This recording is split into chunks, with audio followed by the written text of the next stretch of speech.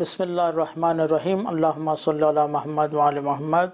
IGL के इस episode में आपका खैर मकदम। इस्लामिक इकोनॉमिक सिस्टम पर हम बात कर रहे हैं और जैसा कि आप जानते हैं IGL अपनी ज़िम्मेदारी समझती हुए यह बताना चाहता है कि इस्लाम सिर्फ़ नमाज रोज़े का नाम नहीं है बल्कि एक कानून का नाम है और पूरी ज़िंदगी किस तरह गुजारी जाए हर चीज़ इसके दायरे में है। और इसके अंदर सिस्टम्स हैं, जैसे इस्लामिक इकोनॉमिक सिस्टम है, मेडिसिन सिस्टम है, इदालती सिस्टम है, जुडिशल सिस्टम जिसको कहेंगे। उसी तरीके से बहुत से सिस्टम्स हैं, इन सिस्टम्स का नाम इस्लाम है। तो मेडिसिन सिस्टम पर को वीडियो बना रहे हैं हम, और अभी इकोनॉमिक सिस्टम पर। इकोनॉमिक सिस्टम में ज़्यादा हमारा फोकस है जो सूद है, वो रिबा है, उसको किस तरह मोमिनीन के अंदर उसको कम किया जाए या ख़त्म किया जाए और एक गैर सूदी निज़ाम कायम किया जाए। तो कल एक हमने आयत की तिलावत की थी और उस पर हमने तबसरा किया था। आज एक दूसरी आयत हम लेंगे कुरान की, सूरह बकरा की आयत नंबर 276। आयत कहती है, यमहकुल्लाहु रिबा व युरबिस सदक़ात वल्लाहु ला युहिब्बु कुल्ला कफ़्फ़ारिन असीम। यमहकुल्लाहु रिबा, अल्लाह ताला इस आयत में कह रहा है कि जो रिबा है वो बेबरकत है, उसकी बरकत कुछ नहीं है, यानी वो घटता है, बढ़ता नहीं है। हम समझते हैं कि हम किसी को पैसा देंगे और फिर उस पर सूद लगाएंगे, ब्याज लगाएंगे तो हमारा पैसा बढ़ेगा, लेकिन कुरान कह रहा है कि उसमें कोई बरकत नहीं है, वो घटता है। वो युरबिस सदक़ात, और उसके ऑपोजिट देखिए, रिबा के ऑपोजिट सदक़ात का जिक्र हुआ है। सदक़ात के मुतालिक आया है कि वो बढ़ता है, अल्लाह उसको बढ़ाता है। वो युरबिस सदक़ात वल्लाहु ला युहिब्बु कुल्ला कफ़्फ़ारिन असीम, और अल्लाह किसी नाशुक्रे को पसंद नहीं करता और इस तरीके से जो इनकार करने वाले को और गुनाहगार को पसंद नहीं करता। उसी तरीके से आप देखेंगे कि ये किस तरह है कि जो कुरान कह रहा है यमहकुल्लाहु रिबा व युरबिस सदक़ात, रिबा जो है वो घटता है, उसमें बरकत नहीं है, जबकि पूरे बैंकिंग सिस्टम आप देखेंगे तो उसमें सूद का निज़ाम है और सूद का निज़ाम से ही वो बिज़नेस कर रहे हैं।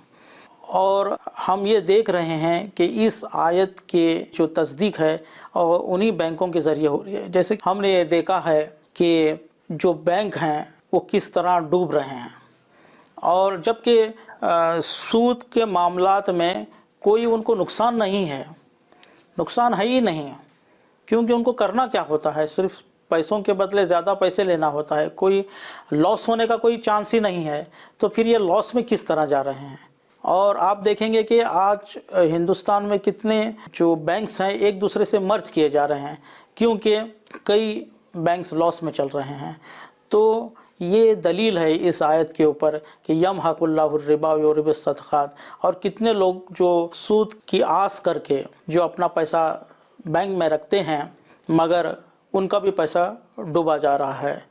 और दूसरी तरफ हम देखते हैं कि अल्लाह कह रहा है युरबिस सदक़ात, सदक़ात बढ़ता है।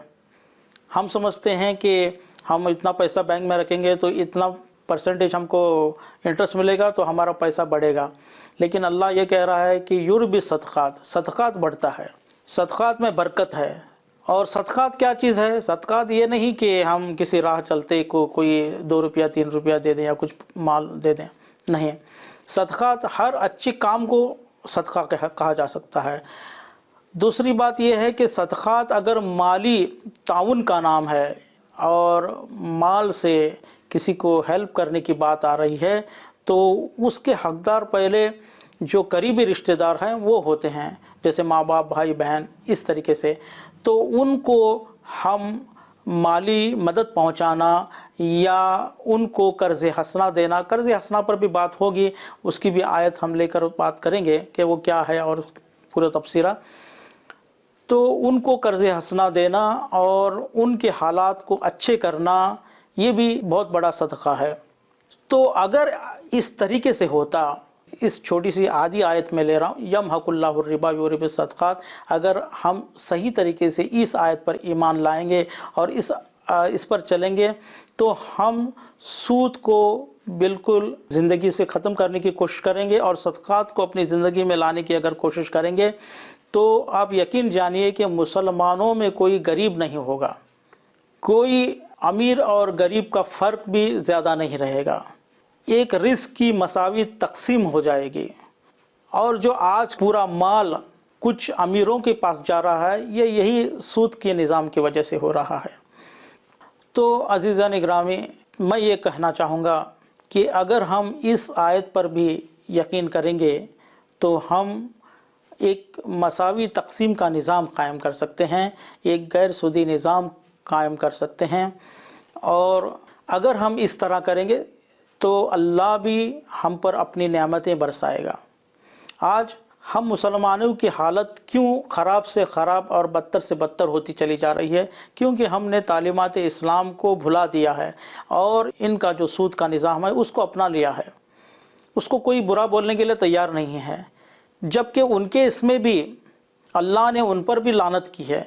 अल्लाह ये भी कह रहा है कि अगर वो, एक आयत है सूरह माइदा में आयत नंबर 66, आयत कहती है वलो अन्नहुम अकामुत तौरात वल इंजीला वमा उनजिला इलैहिम मिर रब्बिहिम, अगर ये तौरात में जो कुछ कहा गया है और इंजील में जो कहा गया है उस पर सही तरीके से अमल करते, यानी सूद का निज़ाम ख़त्म करते, सूद नहीं लेते, तो लअकलू मिन फ़ौक़िहिम व मिन तहती अर्जुलिहिम, तो यकीनन लाम ताकीद है यहाँ पर, लअकलू, वो खाते उनके ऊपर से भी और उनके पैरों के नीचे से भी, यानी अल्लाह की रहमत उनके ऊपर बरसती, ऊपर से भी नीचे से भी।